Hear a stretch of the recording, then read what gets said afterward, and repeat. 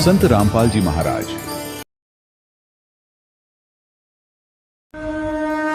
संत रामपाल जी महाराज एक ऐसे महान संत जिन्होंने अपनी सतभक्ति, तत्व ज्ञान, करुणा और सेवा के बल पर समाज में नई मिसाल कायम की है। संत रामपाल जी महाराज की अगुवाई में उनके सभी सतलोक आश्रमों से समाज कल्याण के अद्भुत कार्यों ने समाज को सुनहरे भविष्य की एक नई उम्मीद दिखाई है।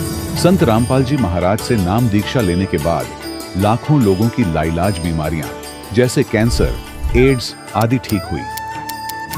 संत जी के ज्ञान से प्रेरित होकर उनके अनुयायियों ने लाखों यूनिट रक्तदान किया। संत जी ने लाखों बहन बेटियों का दहेज मुक्त विवाह करवाया।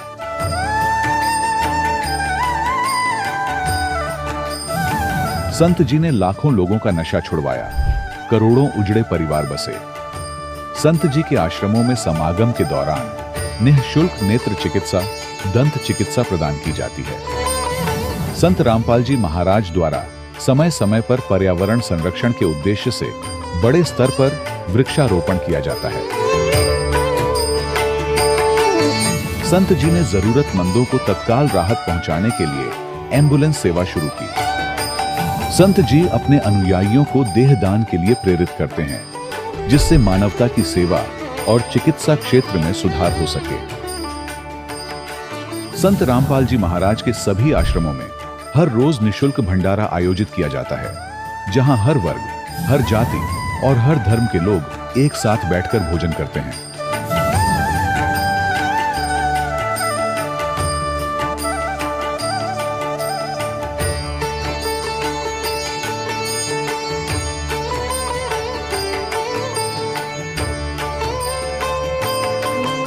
संत रामपाल जी महाराज की अन्नपूर्णा मुहिम ने गरीब और बेसहारा लोगों के जीवन में एक नई ऊर्जा और उम्मीद को जन्म दिया है। घर घर खाद्य सामग्री और जरूरी मदद पहुंचाकर संत रामपाल जी महाराज ने लोगों को दुख और मजबूरी से लड़ने की ताकत प्रदान की है।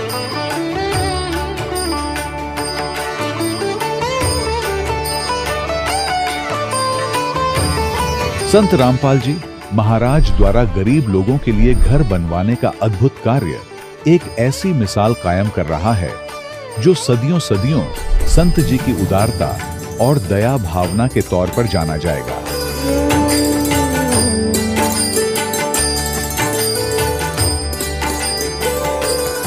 संत रामपाल जी महाराज के आश्रम में हजारों बुजुर्गों को सम्मान और प्यार के साथ जीवन जीने का अवसर मिलता है।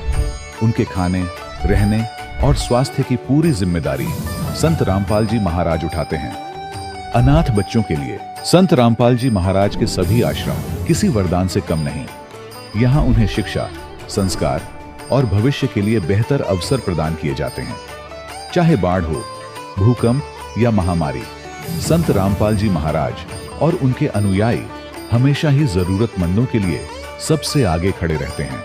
कोविड महामारी के दौरान संत रामपाल जी महाराज के आश्रमों से करोड़ों लोगों के लिए भोजन, दवाइयां और जीवन रक्षक सामग्रियां उपलब्ध कराई गई। चाहे गरीब की मदद हो या किसी शोषित और पीड़ित वर्ग के हक और सम्मान की लड़ाई, संत रामपाल जी महाराज ने हमेशा ही उनकी दबी आवाज को सरकारों तक पहुंचाया है और उन्हें उचित न्याय दिलवाने में अहम भूमिका अदा की है।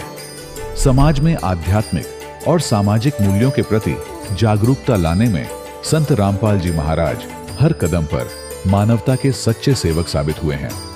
संत रामपाल जी महाराज का जीवन हमें सिखाता है कि सच्ची सेवा वही है जो निस्वार्थ भाव से की जाए। आइए हम भी इस महान सेवा के कार्य में इस महान संत से जुड़ें और संत रामपाल जी महाराज से नाम दीक्षा लेकर अपने जीवन को धन्य बनाएं।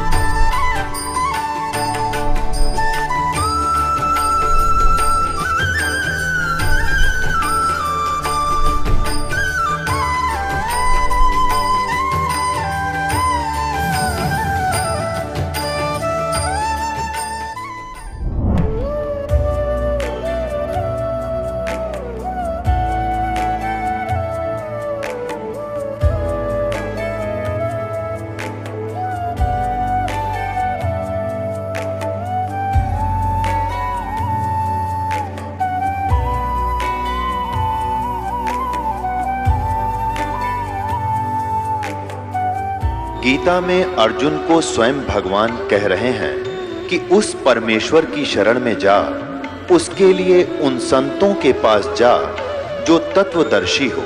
इसी प्रकार हजरत मोहम्मद को उनका अल्लाह कह रहा है कि कोई और पूर्ण परमात्मा है, उसको पाने के लिए उन तत्वदर्शी संत की तलाश कर।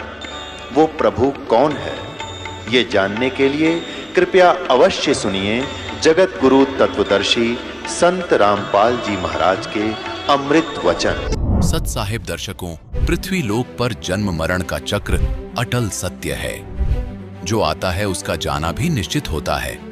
माँ को जन्म के वक्त बच्चे के आने की जितनी खुशी होती है, उससे दुगना दुख माँ को उस बच्चे की मृत्यु के वक्त होता है।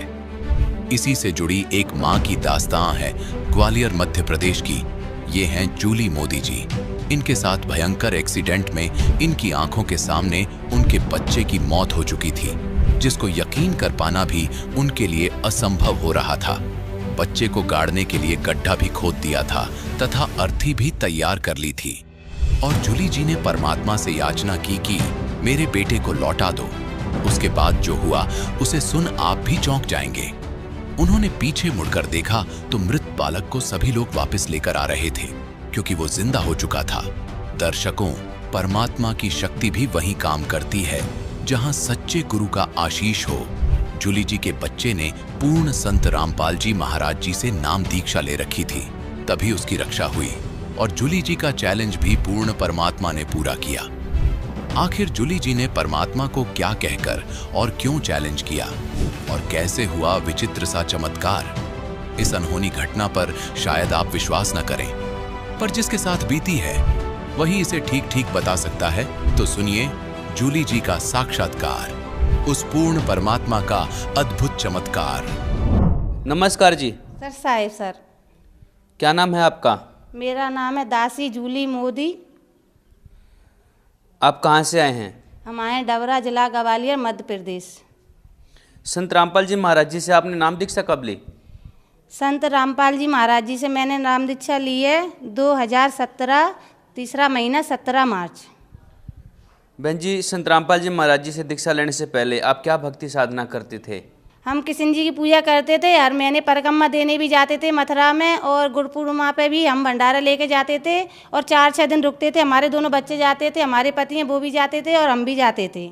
तो ये भक्ति साधना करने से आपको क्या लाभ हुए? कृष्ण जी की भक्ति करते करते मेरे आंचल में क्या है गठान हो गई थी कैंसर की। तो मैंने छोटे पूरे डॉक्टर पे दिखाई, लेकिन जब डॉक्टर को दिखाया तो डॉक्टर दवा दे देता था, मुझे उससे आराम नहीं पड़ता था भगत जी बिल्कुल भी। एक दिन क्या हुआ, हमारे एक जीजा जी हैं वो भी डॉक्टर हैं, तो उन्होंने बोला कुछ नहीं है, ऐसी गठान है, हम इनको इंजेक्शन लिख दे रहे हैं 3, उससे क्या है जी खून वगैरह आया तो वो फट जाएगा। तो उन्होंने हमको इंजेक्शन तो दे दिए भगत जी, हमने एक लगवा लिया, एक में तो हम ठीक रहे, दूसरे में तो भगत जी हम ऐसे हो गए कि 15 दिन तक तो हम पलंग पर डले रहे और हमारा जूस चालू हो गया, इतने चक्कर आने लगे कि हम उठ के खड़े नहीं हुए और हमारी गठान तो सही हुई नहीं। उसके बाद हमारे भगत जी बोले एक काम करो, चलो अपन सियाने पे दिखवाते हैं। तो हम सियाने पे भी गए, सियाना भी है, और उन पे गए तो उन्होंने बोला कि इनको झाड़ फूक सही हो जाएगी। उनने हमें 4-6 दिन तक झाड़ा, पर हमें उससे आराम नहीं पड़ा बिल्कुल भी। जब हमें आराम नहीं पड़ा तो हमारे भगत जी बोले एक काम करो, अपन ग्वालियर चल रहे हैं और इसकी चेकअप कराते हैं, इसको क्या है इसमें क्या नहीं। हमने कहा हम नहीं जाएंगे, अगर हम 6 साल जी रहे होंगे और अगर चेकअप हो गया और उसमें अगर कैंसर जैसी भयानक बीमारी निकल आई तो हम हॉस्पिटल से लौट के नहीं आ पाएंगे और हम वहीं पे मृत्यु हमारी हो जाएगी और आपको हमारी लाशें उठा के लाने पड़ेगी। और हमारी बच्चेदानी में हम बैठते थे तो हमें मतलब बैठा नहीं जाता था ज़मीन पे, तो हम कहीं बहुत तो पहले हमने डबरा में दिखाया, काफ़ी पैसा लगाया हमारे पति ने, पर हमको आराम नहीं पड़ा बिल्कुल भी। आपने बताया कि आप भगवान श्री कृष्ण की भक्ति करते थे, फिर भगवान कृष्ण की भक्ति छोड़ के आप संत रामपाल जी महाराज जी के शरण में कैसे आए?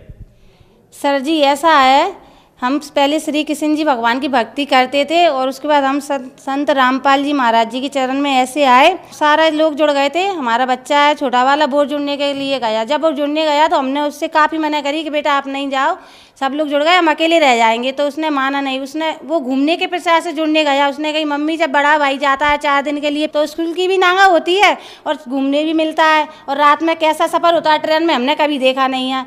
तो वो घूमने के उद्देश्य से चला गया, उसने ज्ञान नहीं समझा। जब वो बच्चा उधर से लौट के आया गुरुजी के दर से, तत्वती संत रामपाल जी महाराज के दर से दक्षा लेके लौट के आया, तो उसने हमको समझाया, मम्मी आप भी जुड़ जाओ इसमें। हमने कि हम नहीं जुड़ेंगे। उसने लगातार सर 15 दिन तक बोला हमसे, लेकिन हमने कही हम नहीं जुड़ेंगे और हमारे से नहीं कहा जाता। तो फिर उसके 15 दिन बाद ऐसी बात कह दी, कहने लगा उसने फिर 10-12 दिन तक ये बात कही, मम्मी आप कुतिया बन जाओगी, कुत्ता बन जाओगी, गैया बनोगी और हम देखेंगे घूरे पे फिरोगी तो हमको बहुत दुख होगा, पर हम कुछ कर नहीं पाएंगे। तो हमने कि किसने देखा अगला जन्म कुत्ता बनेंगे, कुतिया बनेंगे, जो बनेंगे वो बनेंगे, लेकिन अभी तो हमको इंसान का जन्म मिला, उसका सुख तो देख ले कैसा होता है। तो ऐसे हमारे लड़के ने 10-12 दिन कही, भगत जी हम ऐसे पागल से हो गए थे कि अगर हम रोटी बस बना रहे हैं तो रोटी बनाते हुए देखते थे कि हम कुतिया बन गए और घूरे पे फिर रहे हैं, काली कुतिया बन गए, पन्नी फाड़ रहे हैं। और फिर हम बर्तन साफ कर रहे हैं, हम ऐसे हो गए थे, हम ऐसा देखते थे कि हम गैया बन गए, हमारे जो खुरों हैं इसमें कीड़ा पड़ गए। और काफ़ी लोग चिल्लाते थे जी दवाई नहीं खा रही तो इसको गुड़ में रोटी में दवाई लगा के खिला दो तो जो खा लेगी। भगत जी हम ऐसे हुए थे। उसके बाद क्या हुआ भगत जी, हमने कही अब लड़का हमसे ज़्यादा कहता था तो हमने अपने बच्चे से बोल दी, अगर तुम्हारे परमात्मा अपने आप को परमात्मा मानते हैं, अगर वो परमात्मा है तो हम उन्हें चैलेंज कर रहे हैं, वो हमको लेने आया है। तो हमारा बच्चा बोला मम्मी ऐसे नहीं बोलते। हमने कि हम चैलेंज करेंगे आपके परमात्मा को ये चीज़ का, लेकिन हमको पता नहीं था कि हमारे चैलेंज करने से परमात्मा हमको लेने आ जाएंगे। लास्ट फरवरी का दिन था सर जी, लेकिन हम सुबह 5 बजे जगी रहे थे, बेड पे लेटे हुए थे। जगते जगते हमने क्या देखा सुबह 5 बजे कि हमको संत जगत गुरु तत्वती संत रामपाल जी महाराज खड़े थे हमारे बगल में। और हम उठे, मतलब आंखों खुली में देखते हुए हम उठे। उठ के हमने बच्चे का लंच बनाया और बच्चा हमारा बड़ा वाला स्कूल गया। जब स्कूल गया तो उसकी बस थोड़ी घर से दूर आती है, तो उस दिन उसकी बस लेट हो गई भगत जी। उसकी बस लेट हो गई तो उसकी दादी बोली घर में किराने की दुकान है, बेटा अगर आपकी बस लेट आ रही है तो दुकान का सामान टांग जाओ। तो हमारा जो बड़ा वाला लड़का है सतगुरु रामपाल जी महाराज जी के दास हैं वो भी, तो जब वो लड़का लौट के जैसे उसने पीठ फेरी, सिर फेरा घर के लिए आने के लिए, तो उसी की स्कूल की बस आई सर जी। और मेरे बच्चे का ऐसा एक्सीडेंट हुआ कि अगर कोई और देख लेता शायद 2-4 साल के लिए कोमा में चला जाता। जे सिर की खोपड़ी का तो पता ही नहीं है कहाँ गिर गई, उसके सिर पे एक बाल नहीं, खोपड़ी कोस दूर गिरी हुई, किसी को पता ही नहीं चला है कहाँ गिरी है, ढूंढने वाला भी नहीं ढूंढ पाएगा इतनी दूर गिरी होगी। जब मैंने अपने बच्चे को देखा, मैं बाहरी खड़ी थी, तो ना ही मैंने सिर पे पल्ला डाला और ना पैरों में चप्पल। मैंने दौड़ी लगाई और दौड़ी लगाते हुए अपने बच्चे को उठाने के लिए गई और गोदी में उठाया। उधर से मेरी सास भी आई और उन्होंने भी देखा। हमने उनसे भी कही मम्मी जी क्या हो गया, ना आप मेरे बच्चे को बुलाती और ना ऐसा होता। तो हमारी सास बोली भगत जी से कि लड़का तो खत्म हो गया, एक काम करो इसको घर पर ले चलो और सारी जगह बिलौआ दे दो। तो हमने सुनी, हमने कही मम्मी लड़का तो जिंदा है अभी, क्योंकि संत रामपाल जी महाराज की ऐसी कृपा थी उस बच्चे पे, उसको सतनाम मिल गया। उसको ऐसी दया थी कि हमको सांसें दिखा रही वो बच्चे की चलती हुई, पर हमारे जो पति हैं और जो हमारी सास हैं उनको वो बच्चा मरा हुआ दिखा रहा था। एक तो ये चमत्कार था परमात्मा का। तो मम्मी ने दोबारा भी बोला हमारी सास ने कि बच्चा तो मर गया। हमने कि मम्मी बच्चा तो जिंदा और इसे हॉस्पिटल की ज़रूरत है। तो हमारी सास बोली नहीं, तो हमारे भगत जी नहीं माने और घर भी ले आए उसको। घर ले आके और उन्होंने आंगन में लेटा दिया भगत जी। जब उन्होंने आंगन में लेटाया बच्चों को तो सब जगह फ़ोन करा, तो हमने कहा आप फ़ोन नहीं करो, बच्चा तो हमारा जिंदा है। तो भगत जी बोले बच्चा तो खत्म हो गया। और सारे रिश्तेदार भी हमारे इकट्ठे हो गए थे, अड़ोस पड़ोस के भी इकट्ठे हो गए थे, रोना गाना भी हो गया, पर हम नहीं रोए क्योंकि हमारे बच्चे की सांसें हमको दिखा रही थी। तो हमने एक आंसू भी नहीं निकाला आंखों से। तो हमारी सास बोलती है रो क्यों रही है, कि पागल हो गई। हमने कही पागल होंगी तुम, हम नहीं रोएंगे, हमारा बच्चा तो जिंदा है, क्यों रोए हम। लेकिन उसके बाद पता नहीं पहले कोई 4 लोग आए, बोले एक काम करो इसके लिए फायरा ले आओ और इसकी अर्थी नहीं सजेगी, अपन तो गड्ढा खोदेंगे, इस बच्चे को गड्ढे में गाड़ेंगे। तो पता नहीं घर में से किसी ने फायरा उठा के दे दिया और वो गड्ढा भी इतना गहरा गड्ढा खोद दिया उन्होंने कि मानो भगत जी सर जी हम भी खड़े हो जाएंगे तो हम भी नहीं दिखाएंगे उसमें, इतना गहरा गड्ढा। जब वो गड्ढा खोद के वो लेने आए बच्चे को, बोले सफ़ेद चादर दे दो, इसके सफ़ेद चादर में लपेड़ेंगे। तो उन्होंने लपेड़ भी दिया हमारे मना करने के बाद भी, और वो ले जाने लगे बाहर को बच्चे को। जब वो बाहर लेगा रोड पे तो हम भी इनके पीछे, हमने कि हम बच्चा नहीं ले जाने देंगे। जब हम अपने बच्चे के लिए आगे कदम रखे भगत जी, तो हम अपने बच्चे से उतनी दूरी पे हो जाए, यानी पीछे को बढ़े। फिर हम सोच समझ के फिर एक कदम रखे, तो फिर हम एक कदम फिर पीछे। तो हम कह रहे जब हम बड़े सोच समझ के कदम रख रहे हैं फिर हम पीछे क्यों हो रहे हैं। तो हमने जब पीछे मुड़ के देखा तो एक बाबा चले आ रहे थे जो वाइट कलर के बिल्कुल सफ़ेद कपड़ा पहने, जिस कपड़े में एक दाग नहीं, उनकी इतनी लंबी लंबी ठोड़ी थी, सिर पर टोपी थी और चले आ रहे। उनके हाथों में एक ऐसी लकीर थी कि जो हमारी सांसों से टकरा रही आके। तो हमने कही ये कैसी लकीर है कि जो हमारे सांसों से क्यों लग रही है।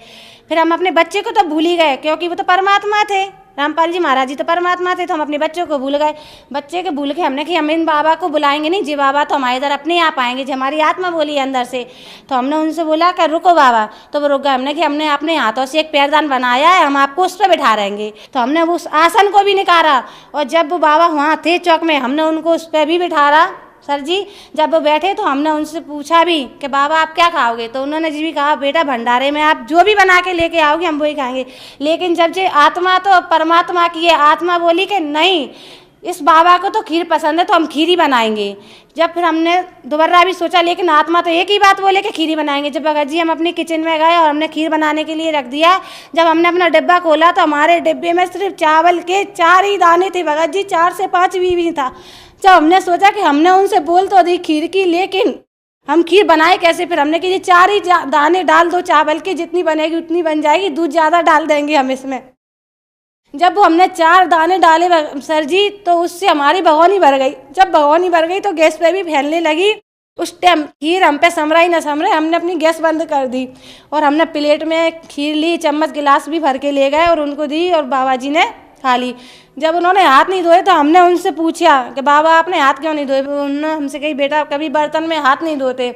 हमने उनसे ये भी कहा कि हम भी नहीं धोएंगे हाथ। बच्चे को हम भूल ही गए थे क्योंकि वो तो परमात्मा था इसलिए भूल गए, उन्होंने खुद ऐसी बुद्धि कर दी थी। उसके बाद क्या हुआ, हमने उनकी गोदी में सिर रखा और हम इतने रोए कि उनका रोते रोते नीचे के जो कुर्ता का घेर का वो गीला कर दिया। उन्होंने हमारे सिर पर भी हाथ रखा, पर उन्होंने हमसे ये नहीं पूछा कि बेटा आप क्यों रो रही हैं, ऐसी क्या बात है, कुछ भी नहीं पूछा। हमने उनसे कही फिर बाबा हमारा लड़का लौटा दो। हमने उनसे बोला मार्च और लास्ट अप्रैल को तो हम किसी भी हालत में आपकी शरण में आ जाएंगे, जगत गुरु तत्वती संत रामपाल जी महाराज जी की शरण में हम आ जाएंगे। हमने इतना ही बोला सर जी। जब हमने पीछे मुड़ के देखा तो जो लोग हमारे बच्चे को ले गए थे वो बच्चे को लौटा के ले आए, उनने चादर नीचे रखा, उसी में हमारा बच्चा था, बच्चा उठ के बैठ गया। लेकिन जब बच्चा आया हमने उस बच्चे पे हाथ फेरा और फिर हमने पीछे मुड़ के देखा, हमने कही बाबा का धन्यवाद तो कर ही दे। तो जब देखा तो बाबा तो जा चुके थे, सिर्फ गिलास कटोरी और आसन डाला रह गया था। जब ही हम समझ गए थे कि परमात्मा और परमात्मा से बड़ा कोई नहीं है, क्योंकि उन्होंने हमारे मरे हुए बच्चे को जीवित कर दिया। जितनी भी जगत है यहाँ पर, जिनको विश्वास नहीं है वो मेरे गांव आ सकते हैं, डबरा जिला ग्वालियर मध्य प्रदेश, आके और पूछ सकते हैं क्या जी हकीकत है।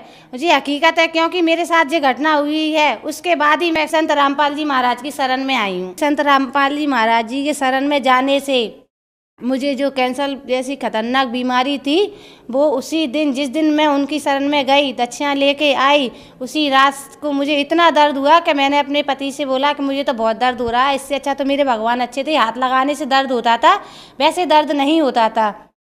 मैं तो एक काम करूंगी, सुबह अपने भगवान रख लूंगी और आपके जो बाबा का मंदिर उठा के रख दूंगी। तो हमारे जो पति हैं वो बोले ऐसे नहीं बोलते, स्वयं धरती पे परमात्मा आए हुए हैं। हमने कहा मैं तो बहुत दर्द हो रहा है। हमारे जो पति हैं वो बोले एक काम करो, आप तो अर्जी लगा लो और दंडवत प्रणाम करो और अमृत जल पी लो। मैंने दंडवत प्रणाम की और अमृत जल पी लिया। सर जी तो मैंने देखा सुबह उठ के कि मुझे बिल्कुल दर्द जा चुका था। आज मुझे 11वां महीना है वो सर जी, लेकिन आज तक वो बीमारी का कोई पता नहीं है कि कठान कहाँ थी और कहाँ से कहाँ चली गई।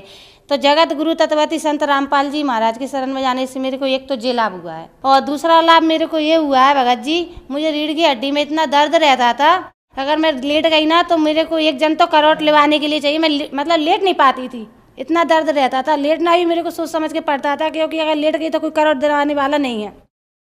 इतनी परेशान रहती थी, काम करने में ही मुझे दिक्कत आती थी, क्योंकि दर्द रहता था तो ज़्यादा झुकने में भी दिक्कत आती थी।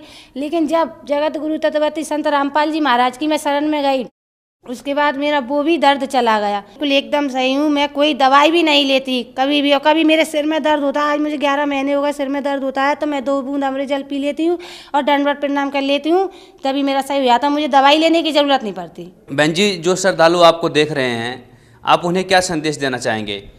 जो श्रद्धालु मुझे देख रहे हैं सर जी, मैं उनसे हाथ जोड़ के विनती करूंगी कि आप संत रामपाल जी महाराज का सत्संग देखिए, कई चैनलों पे आ रहा है, आप उसको देखिए और उससे आप ज्ञान समझ के उसके बाद संत रामपाल जी महाराज जी की शरण में जाके अपना नाम उद्देश्य कराइए और अपना जीवन का मोक्ष कराइए। संत रामपाल जी महाराज जी एक ऐसे संत हैं जो धरती पे आए हुए हैं, सभी शास्त्रों के अनुसार भक्ति खोल के बता रहे हैं। धन्यवाद जी। सत्साई। दर्शकों, अभी आपने सुने संत रामपाल जी महाराज से दीक्षा प्राप्त करके सुखी हुए भक्त के अनुभव। अब देखिए जगत गुरु तत्वदर्शी संत रामपाल जी महाराज के मंगल प्रवचन। तो हमारे पास ज्ञान का टोटा था, जिस कारण से हमने प्रत्येक को भगवान और समर्थ मान लिया। देखो, ऐसा नहीं कह रहा दास, ना मेरे भगवान ने कहा कि ब्रह्मा विष्णु महेश बिल्कुल यूजलेस है। ये जितने सक्षम हैं, जितनी इनकी सामर्थ्य है, उतना बताया है। जैसे एक स्टेट का, प्रांत का मंत्री होता है और उस प्रांत के मंत्री को कोई प्रधानमंत्री मान रहा है, तो वो भूल है उसकी। तो परमेश्वर ने और परमेश्वर से प्राप्त ज्ञान से इस दास ने ये इतनी भूल मिटाई है कि जिसको आप समर्थ शक्ति मान रहे थे, श्री ब्रह्मा, श्री विष्णु, श्री शिव जी, दुर्गा आदि को, ये समर्थ नहीं है। 21 ब्रह्मांड इस काल के, 21 प्रांत समझ लो। एक प्रांत में ये एक एक विभाग के मंत्री हैं। रजोगुण विभाग के ब्रह्मा जी, सतोगुण विभाग के विष्णु जी, तमोगुण विभाग के शंकर जी। बस इतने मालिक हैं ये, और ये किसी के संस्कार को कम और अधिक नहीं कर सकते। वर्क डन ही देते हैं, अपना किया कर्म ही प्राप्त कराते हैं। समर्थ परमात्मा, परम अक्षर ब्रह्म, सत्य पुरुष कबीर साहिब जी, ये हमारे प्रारब्ध के अंदर, यानी हमारी किस्मत में लिखी हुई हमारे पाप कर्मों का नाश करके हमें सुखी कर देते हैं।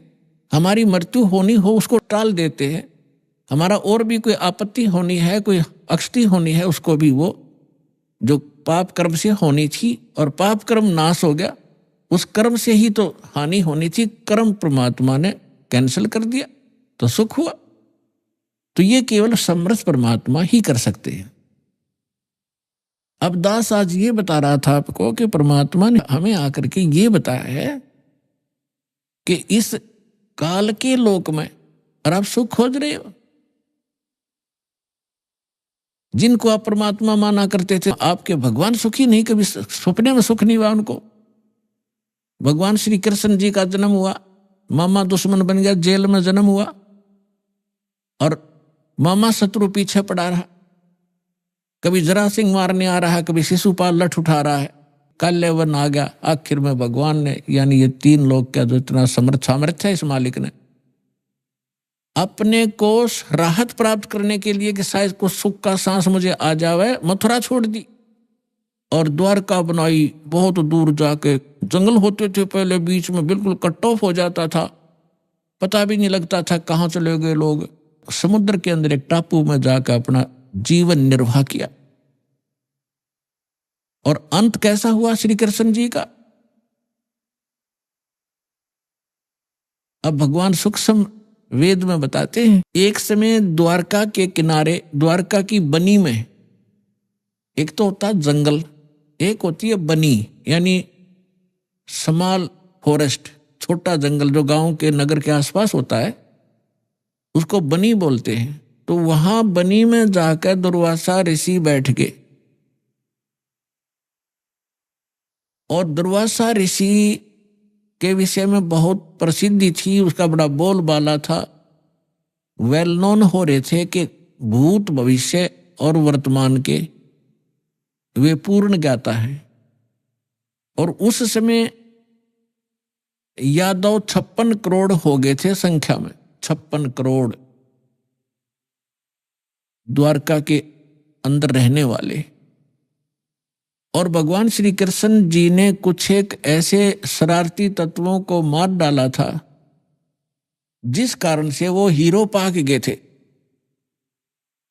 प्रत्येक के हृदय में ये हो गया था कि इनसे ताकतवर पृथ्वी पर कोई नहीं, जिस कारण से यादव अभिमानी हो गए थे। वो साधु संतों की जो सत्कार करना भी छोड़ गए थे, उनके साथ बदतमीजियां करना शुरू कर दिया था। इसी बहम में उनका वो टाइम आ गया नाश होने का। अहंकार पुण्यात्माओं कोय कर लियो, अंत में उसको बहुत भारी चोट लगेगी।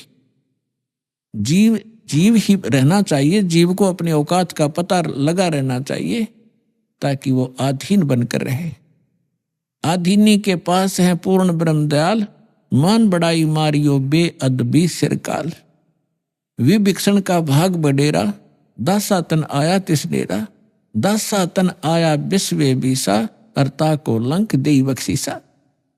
ये उदाहरण देकर समझा रहे हैं परमात्मा के अधीन व्यक्ति के साथ भगवान होता है, और यहाँ के जो झूठे मूठे सुख हैं वो भी उस अधीन और भक्त को ही प्राप्त हुआ करते हैं। रावण ने कितनी भक्ति की, सिर भी काट कर चढ़ा दिए, लेकिन अभिमान नहीं गया। जिस लंका को वो रखना चाहता था उस लंका को से भी हाथ धोना पड़ा अंत में उस अहंकारी प्राणी ने, और एक अधीन बनकर भगवान की भक्ति करता था। परमात्मा मुनिंद्र नाम से आए थे त्रेता युग में, जब मंदोदरी और विभीषण परमात्मा के शिष्य हुए थे। और परमात्मा के ज्ञान से आधीनी आती है, आधीनी शिक्षा पर सभी भगत के गुण संपन्न होते हैं, और जिसके अंदर भगत के गुण है वह भगवान रहता है। जिस कारण से विभीषण को वो लंका भी प्राप्त करवाई दाता ने, और रावण उस लंका को रख नहीं सका। वो भक्ति भी करता था लेकिन अभिमान नहीं कहा। तो कहने का भाव ये है कि इस सत्संग से आपको हर एक पहलू पर रोशनी दी जाएगी, ताकि आप परमात्मा के इस तत्व ज्ञान की रोशनी से कहीं ठोकर ना खावें, कहीं गिर ना जावें, अपना काम ना बिगाड़ लें। ये फाउल पॉइंट आपको गिनवाए जा रहे हैं भक्ति के अंदर जो होते। तो यहाँ परमात्मा कहते हैं कि आदीनी के पास है वो पूर्ण ब्रह्म दयाल, मान बढ़ाई मारियो हो बेअदबी सिरकाल।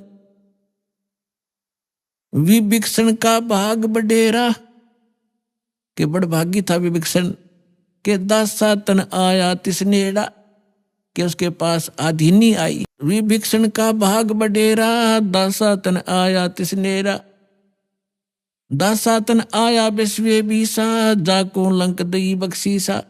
ऐसा दासा तन है भाई, लंक बकसते वार न लाई। फिर परमात्मा कहते हैं कि उस नम्र आत्मा विभीषण भगवान की सतभक्ति करता था, तो यह झूठा सुख भी अगर तुम्हें चाहिए तो भी इस तरीके से मिलेगा। अधीन रहो, जब तक रहो आपको सुख का सांस रहेगा और फिर मोक्ष प्राप्त हो जाएगी। अब हम आते हैं उसी प्रसंग पे कि यादव सभी भगवान श्री कृष्ण जी की आड़ में अहंकारी हो गए, साधु संतों का सत्कार त्याग दिया, उनके साथ मजाक करने लगे।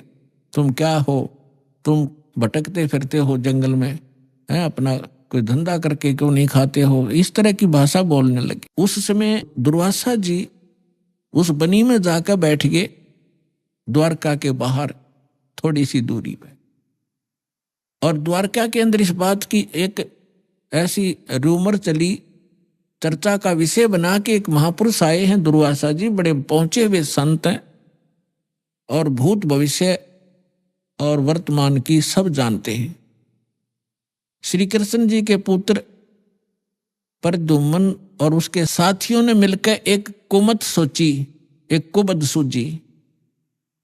उन्होंने एक फैसला लिया कि भाई ऐसे सुन रहे हैं कि ये दुर्वासा जी बड़े पहुंचे हुए महापुरुष हैं और भूत भविष्य की सारी जानते हैं, इसकी परीक्षा लेते हैं।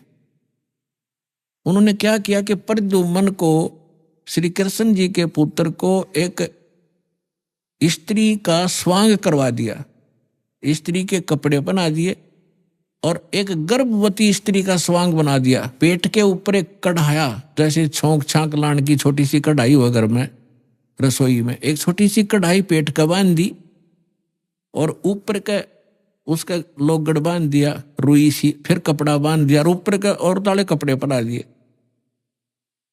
और मुंह ढक लिया, घूंघट काट के चल पड़ी। 10-12 उसके साथ और जो शरारती स्कीम बनाकर गए थे वो गए। दुर्वासा जी के पास जाकर उन्होंने कहा कि भगवान प्रणाम हो ऋषि जी को, हम आपके पास एक समस्या लेकर आए हैं। दुर्वासा जी ने पूछा, बोलो भाई क्या है तुम्हारी समस्या? कि ये व्यक्ति और ये इसकी पत्नी, इनके विवाह को 10-12 वर्ष हो गए थे ऋषि जी, अब भगवान ने दया बख्शी है या गर्भवती हुई है, और ये उतावले हो रहे हैं, आपके बारे में सुना है कि आप भूत भविष्य और वर्तमान की सारी जानने वाले हो। तो ये आपसे ये पूछना चाहते हैं कि इसका लड़का होगा कि लड़की। अब दुर्वासा जी ने अपनी दूरबीन ला के देखा, देव दृष्टि, उसे वो समझ गया कि बकवास कर रहे हैं।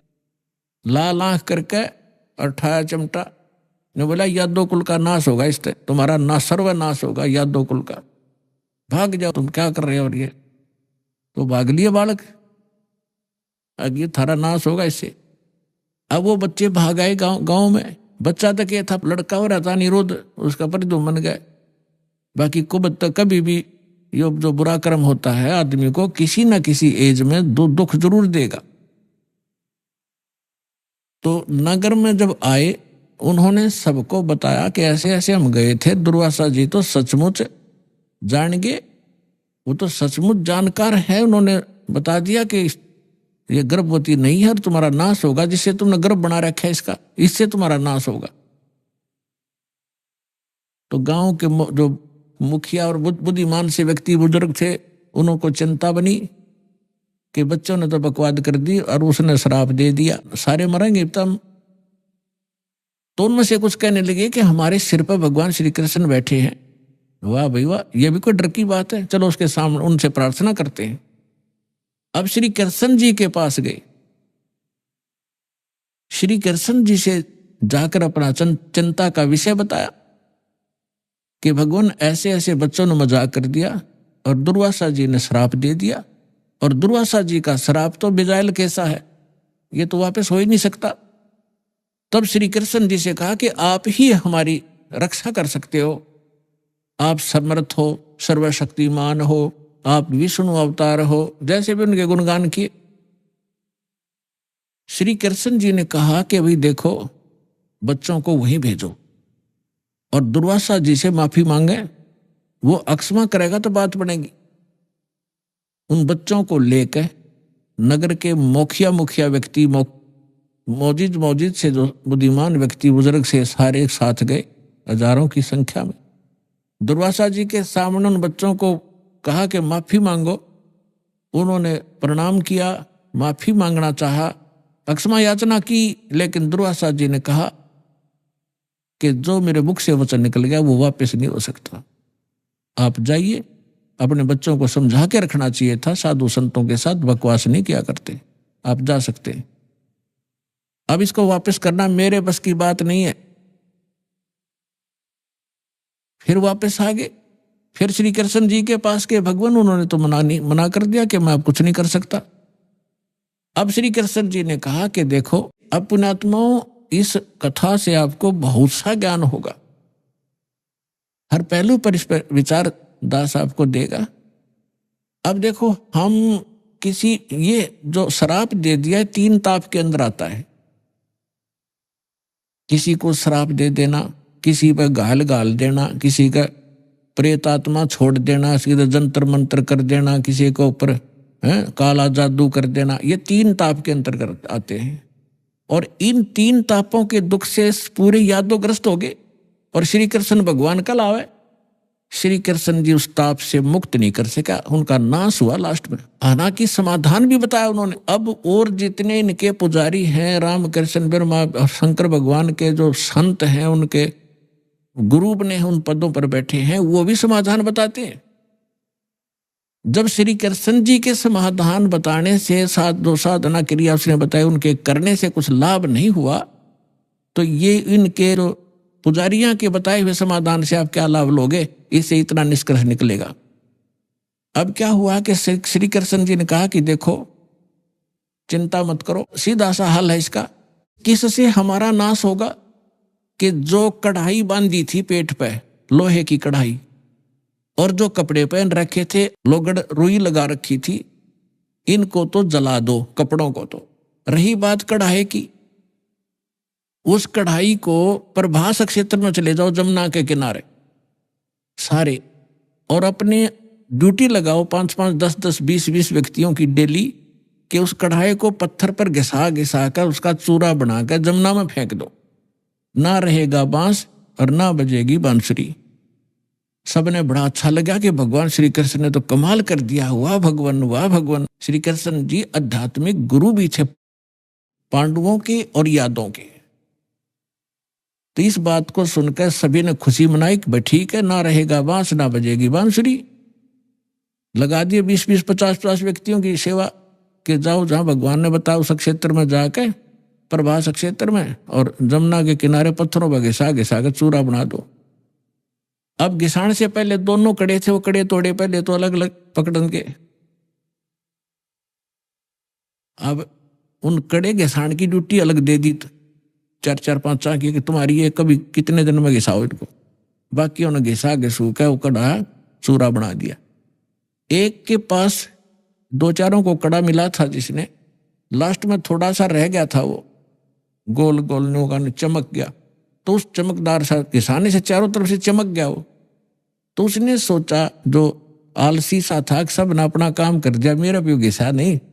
तो उसने सोचा इसे एक कड़े में के बिजली पड़े, यूं की उसने जमुना में फेंक दिया वो कड़ा। बाकी शेष कढ़ाई घिसा दी थी, उसका चूरा बना दिया। अब वो किसी मछली ने खाद्य पदार्थ जानकर वो खा लिया। उस मछली को पकड़ लिया एक शिकारी ने, जिसका नाम बालिया नाम का एक दीमर था, जो मछियारा था। उसने पकड़कर मच्छी जब ले गया, वह काटी, मछली काटी तो उसमें से वह सफेद धातु निकली, बहुत चमकीली। तो शिकारी ने सोचा कि ये हो ना हो कोई अच्छी फौलाद होगी या कोई चांदी ना हो।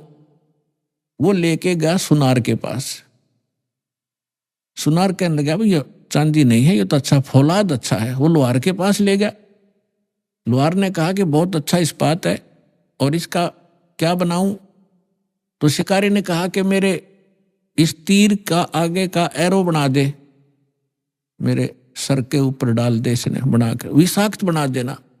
तो उसका तीर के जो बाण होता है तीर का, उस बाण के आगे एक गोल एरो होता है तीखा, ताकि वो पशु पक्षी के जाके सीधा लगे, मार दे उसको। तो वो विषाक्त बनवा लिया। उधर से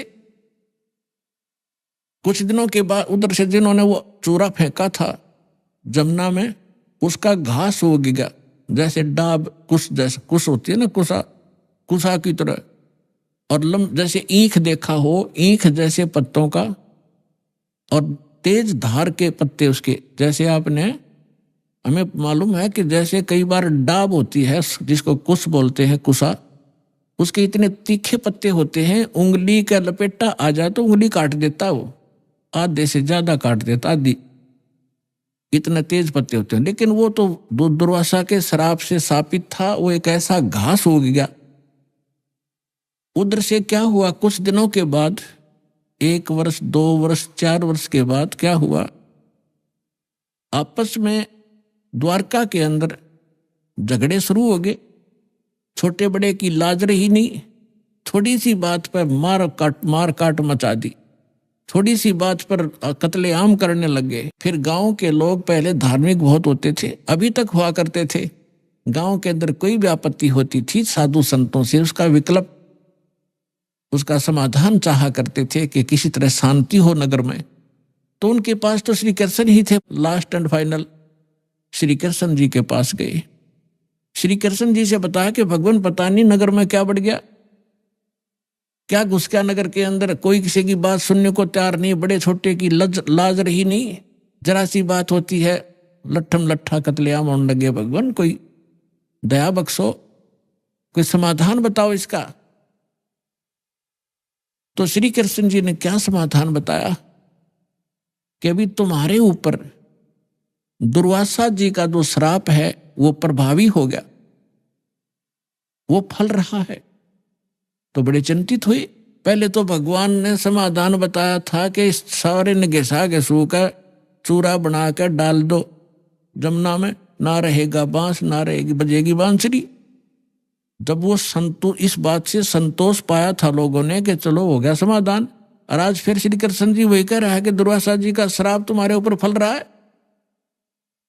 अब वो उनके मुंह की तरफ देख रहे हैं, लेकिन हमारी बुद्धि इतना काम नहीं करती।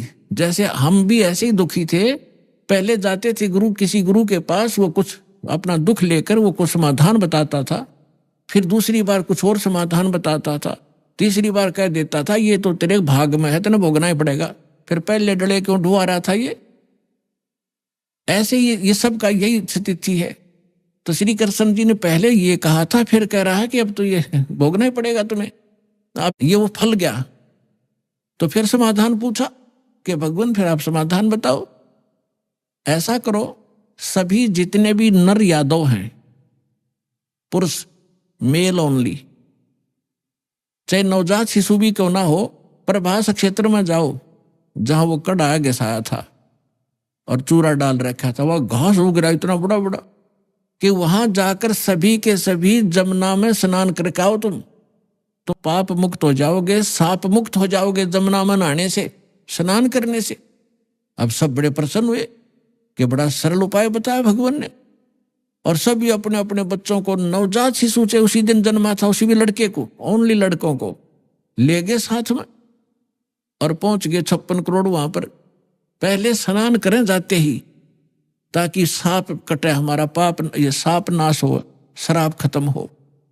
और बाहर आते ही, क्योंकि पहले मन मुटाव चल ही रहा था सभी का, उसने तू ऐसे क्या बोल रहा था उस दिन, तू ऐसे उधर सारे इकट्ठे हो गए, तो कभी कभी मिले थे।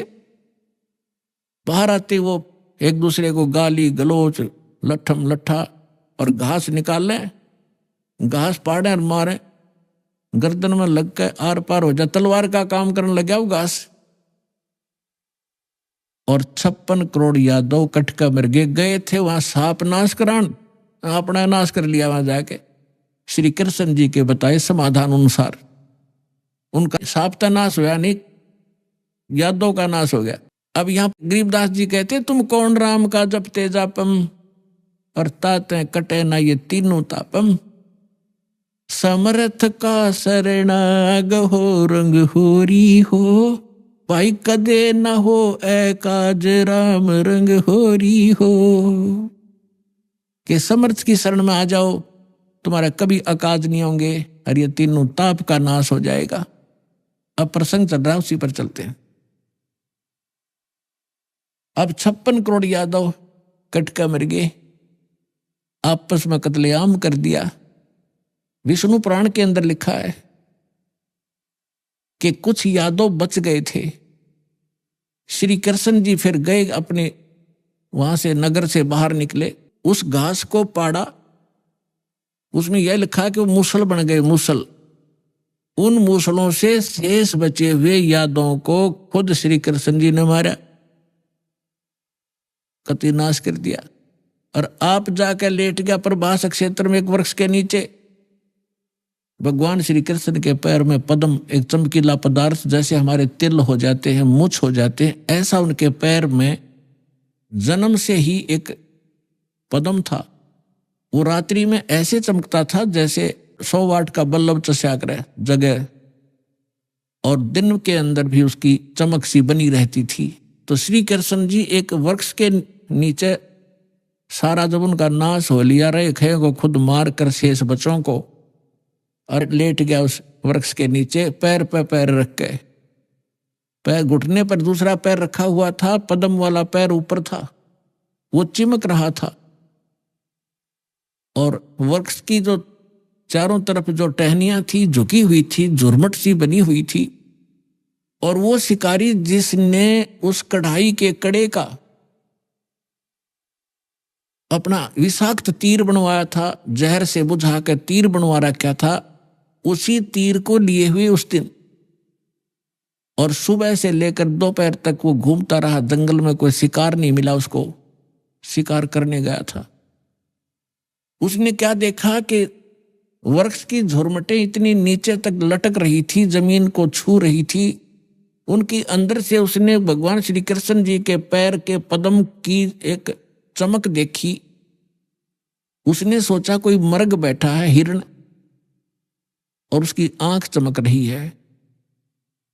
यदि मैं इधर से उधर से जाऊंगा तो ये भाग जाएगा, कोई हिरण मुझे मिला नहीं है, क्यों ना यहीं से इसको मार डालूं, झुरमठों में से निशाना साध कर मृग की हिरण की आंख जानकर भगवान श्री कृष्ण के पैर पर तीर मार दिया विषाक्त।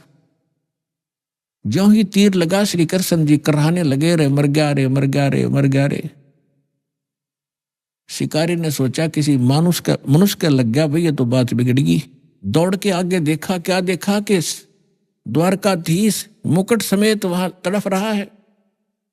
उस मुकुट आदि से वो पहचान गया कि ये राजा है।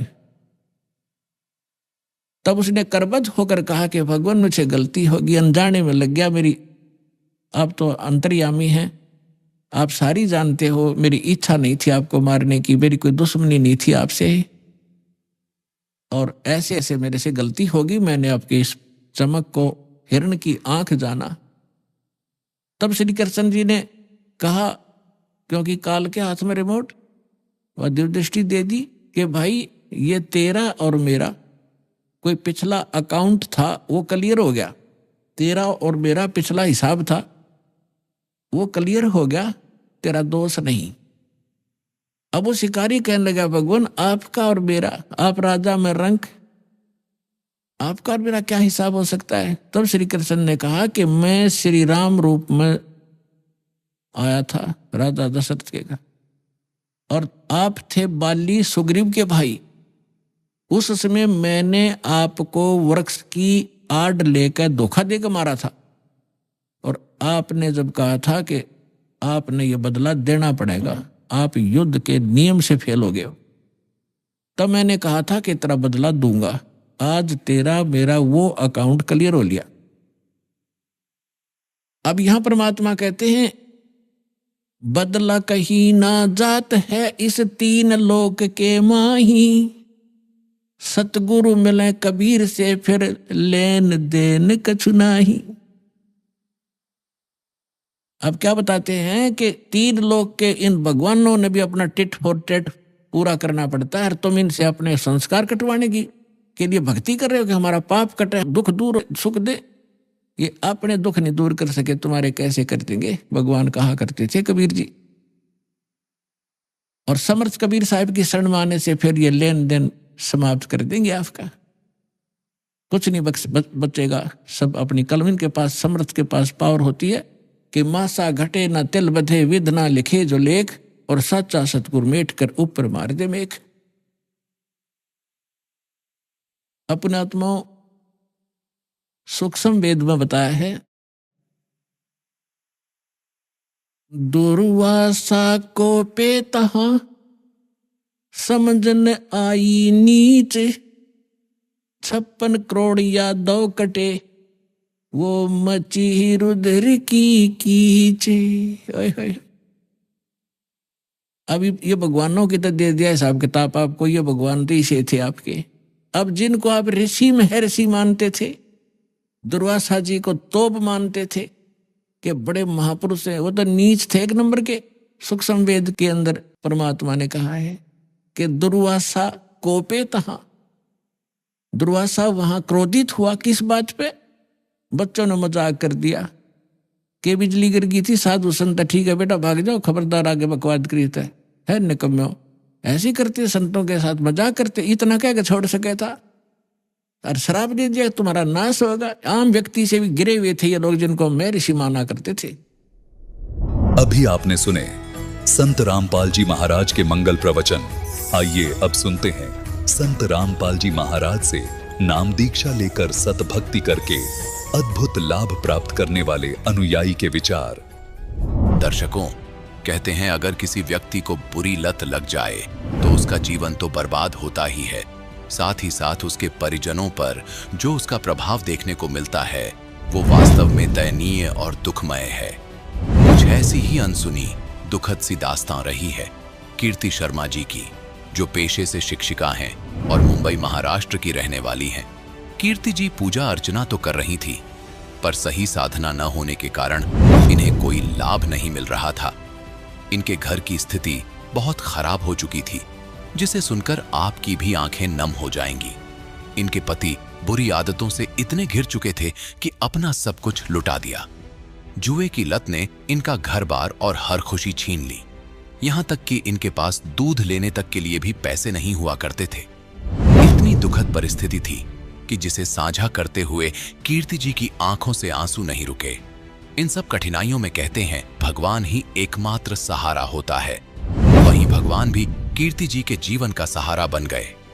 पूर्ण परमात्मा के स्वरूप तत्वदर्शी संत रामपाल जी महाराज जी से नाम उपदेश ग्रहण करने के बाद इनके पति की जुए की लत भी छूट गई, आर्थिक स्थिति ठीक हुई, शारीरिक लाभ मिले और सही भक्ति साधना मिली।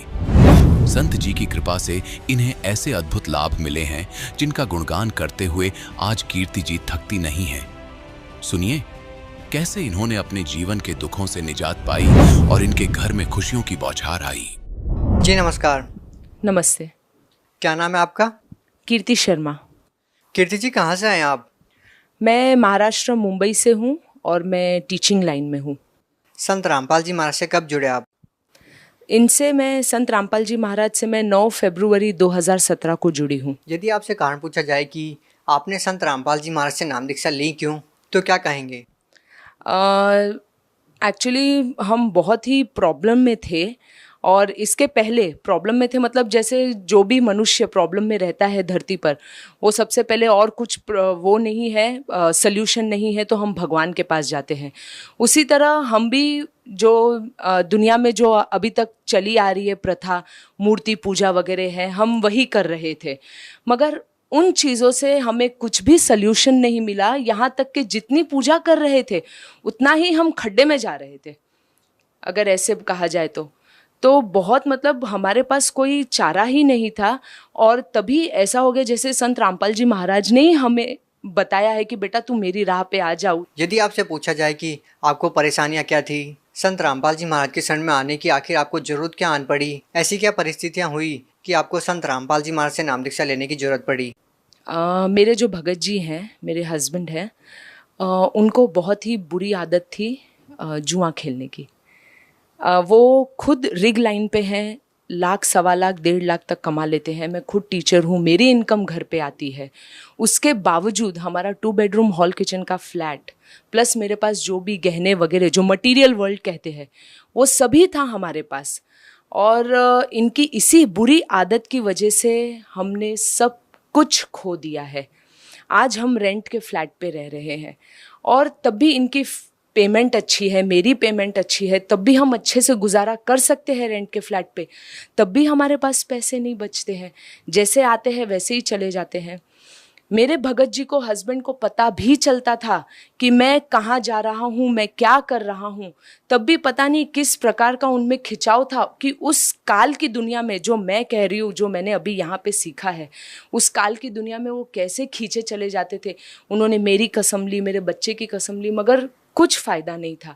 मगर जब से, जिस दिन से हमने 9 तारीख से जो नामदान लिया है, 10वें दिन से मेरे भगत जी ये बोल रहे कि कीर्ति मुझे वहाँ पे जाने की इच्छा भी नहीं होती है, वहीं लॉटरी खेलने के लिए। हमारे पास दूध लेने के लिए भी पैसे नहीं थे।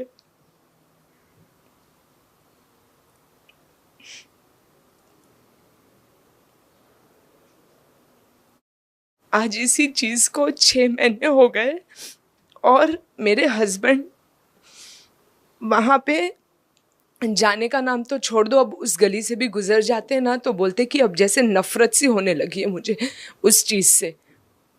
तो इतना बड़ा हमने सिर्फ 6 महीने में इतना बड़ा ड्रास्टिक चेंज संत रामपाल जी महाराज की वजह से ही देखा है।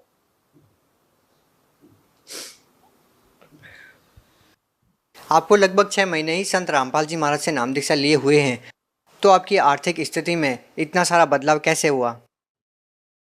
पहली बात तो जहाँ जो कमाए हुए पैसे हमारे चले जाते थे वो बचने लगे हैं। लोन वगैरह, कर्जा वगैरह है, अभी भी है, मगर जो हम पूरी तरह जो डूब रहे थे ना पानी में, मेरे गुरुजी ने हमें यहाँ तक उठा लिया है। कम से कम हम सांस ले सकते हैं, सुकून से जी रहे हैं। पता है कि लोगों का कर्जा भरना है और जो प्रकार से लोग हावी होके हम पर आते थे कि भाई पैसे देना है, ये है वो है, आज वही लोग प्यार से बात कर रहे हैं, वो रुक भी रहे, उनको वो जो लोग हमें समझने की कोशिश में नहीं थे, समझना ही नहीं चाहते थे, आज वो लोग हमें समझ भी रहे हैं कि भाई ठीक है, तू टाइम ले ले, जब तेरे पास पैसा आएगा तब तू दे देना। मतलब ये बात आपके पति को संत रामपाल जी महाराज से नाम दीक्षा लेने के बाद ही कैसे समझ में आई कि जुआ नहीं खेलना चाहिए? जो बुरी आदतें थी उनकी, वो संत रामपाल जी महाराज से नाम दीक्षा लेने के बाद ही क्यों छूटी? ऐसा क्या परिवर्तन आया? देखिए, मुझे लगता, क्या मुझे विश्वास है कि he is the true God for me. क्योंकि अगर जब हम पहले भी साधना भक्ति वगैरह सब किया करते थे, मैं कृष्ण जी का जाप करती थी, वो ओम नमः शिवाय का जाप करते थे।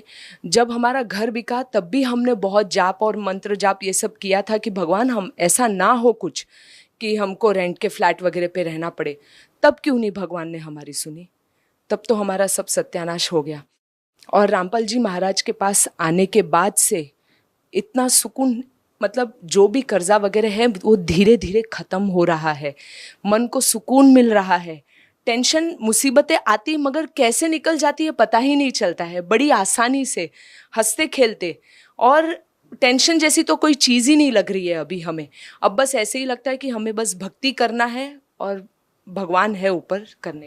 जब हमने उनका नाम ग्रहण किया और उसे जाप मंत्र जो भी उन्होंने दिया है संत रामपाल जी महाराज ने, उसको जब हमने जपना वगैरह शुरू किया था, तब हमने खुद एक्सपीरियंस किया कि हमारी आर्थिक स्थिति में भी लाभ हो रहा है। There are changes in our financial as well as health. देखिए, आप पढ़े लिखे हैं, एजुकेटेड पर्सन हैं आप। संत रामपाल जी महाराज के बारे में ये भी कहा जाता है कि साधारण सी वेशभूषा रखते हैं, कंठी माला ही नहीं रखते हैं, भगवा कपड़े नहीं पहनते हैं। एक ऐसा व्यक्ति संत कैसे हो सकता है? क्या आप उन लोगों की बातों से इत्तेफाक रखते हैं जो ये कहते हैं कि जो साधारण सी वेशभूषा रखते हैं वो संत कैसे हो सकते हैं? डेफिनेटली संत होना ज़रूरी नहीं है कि भगवा कपड़ा पहन लेना है, माला वगैरह कर ले लेनी है। संत इंसान मन से होता है, विचारों से संत होता है, दूसरों के प्रति उनकी क्या भावना है उससे संत होता है। तो इसलिए मैं नहीं मानती हूँ कि जिनकी बड़ी बड़ी दाढ़ी हो, तिलक लगा लिया है और दुनिया भर के ढोंग वगैरह कर रहे वही संत है। संत रामपाल जी महाराज ही एक में वो संत है, वही परमेश्वर है। मुंबई जैसे शहर में रहने के बावजूद क्या आप इन बातों में विश्वास रखते हैं कि किसी मंत्र के जाप से या संत के आशीर्वाद मात्र से इस तरह के लाभ होते हैं? मैं पहले से ही भगवान की राह पर, मतलब पहले से ही मुझे विश्वास है कि भगवान है, इसीलिए मेरा पहले से ही आध्यात्मिक उसमें भी काफ़ी लगाव था, रुचि थी। काफ़ी बार मतलब फ्रेंड्स लोगों के साथ भी बैठना जो डिफरेंट कास्ट के हैं, कोई क्रिश्चियन है, कोई मुस्लिम है, उन लोग भी जो अपनी बातें शेयर करते थे वो भी मैं सुनती थी। तो मतलब मुझे भगवान में रुचि तो पहले से ही थी, उन पे विश्वास भी पहले से ही था। सिर्फ इतना ही था कि करेक्ट वे ऑफ वर्शिप वो मुझे नहीं पता थी, जो मुझे अभी पता चली है।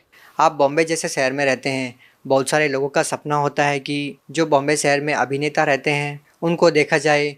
यदि आपसे बात की जाए तो आपके रियल हीरो कौन है? रियल हीरो अभी तो संत रामपाल जी महाराज है, और जिन अभिनेताओं की आप बात कर रहे हैं वो उनका प्रोफेशन है, वो कमाने के लिए कर रहे हैं, लोगों को एंटरटेन कर रहे हैं और उनके घर तो भरे जा रहे हैं। बाकी लोगों के दुख से उनको क्या मतलब है। मगर जो हमारे संत रामपाल जी महाराज हैं वो आए हैं दूसरों का दुख दूर करने के लिए।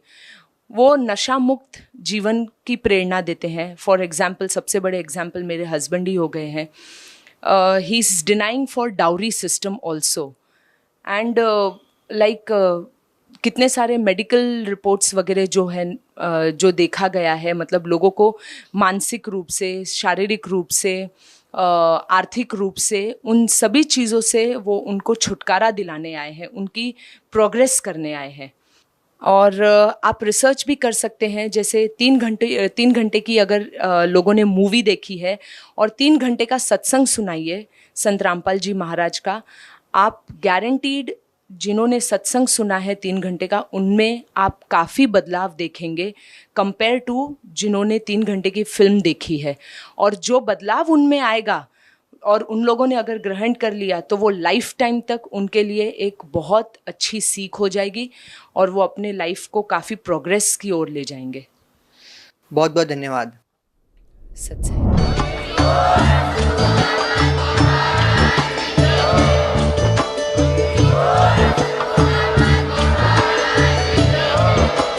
आप सुन रहे थे जगत गुरु तत्वदर्शी संत रामपाल जी महाराज जी के मंगल प्रवचन। अधिक जानकारी के लिए विजिट कीजिए हमारी वेबसाइट www.jagatgururampalji.org। संत रामपाल जी महाराज जी के शुभ आशीर्वाद से पूरे विश्व भर में 500 से भी ज्यादा नाम दीक्षा केंद्र हैं, जिन पर संत रामपाल जी महाराज जी द्वारा ऑनलाइन निशुल्क नाम दीक्षा दी जा रही है। अपने नजदीकी नाम दीक्षा केंद्र का पता करने के लिए संपर्क करें 8222880541।